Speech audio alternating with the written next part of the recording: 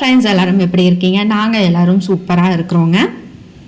அனுஷ்காவும் நிதிஷ்காவும் கோவிலில் நெய் விளக்கு ஏற்றிட்டு இருக்கிறாங்க. இன்றைக்கி அவங்க அப்பாவுக்கு பிறந்தனால அதனால நாங்கள் எல்லோரும் காலையில் நேரத்துலேயே எழுந்திரிச்சு அவினாஷி லிங்கேஸ்வரர் கோவிலுக்கு வந்தோங்க. அனுஷ்கா வீட்டில் இருந்தால் சாமி அவ்வளோவா நினச்சிக்கவே மாட்டா. ஆனால் கோவிலுக்கு வந்து அப்படியே பயங்கரமாக வேறு லெவலாக ஆகிடுவா. அதாவது விழுந்து விழுந்து சாமி கும்பிட ஆரம்பிச்சிடும். ஒரு 50% சாமியாராகவே மாறிடுவா. இது பாருங்க, முன்னாடி நுழைவாயில் கோபுரம். இது அவினாஷ் லிங்கேஸ்வரர் கோவிலோடைய முன்னாடி நுழைவாயில் கோபுரம் சூப்பராக ரம்யமாக நிற்குதுல. அதுக்கு தகுந்த மாதிரி கிளைமேட்டும் சூப்பராக இருந்துச்சுங்க. இங்கே இந்த கோவிலோடைய வரலாறு சொல்கிற மாதிரி சிற்பங்கள் வச்சுருந்தாங்க.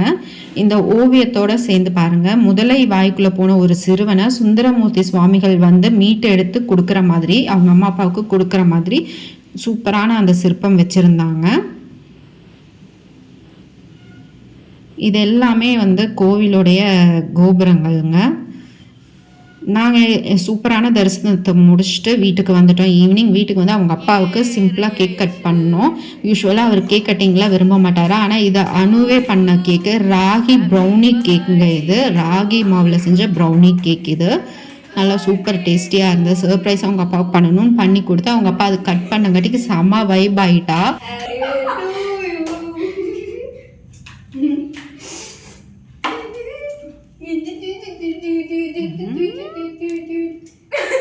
அவங்க அப்பா கேக் கட் பண்ணோடனே அனுஷ்கா அதை செம்ம வைப் ஆகிட்டாங்க. ரொம்ப என்ஜாய் பண்ணிட்டு சும்மா ஆடிட்டே இருந்தா.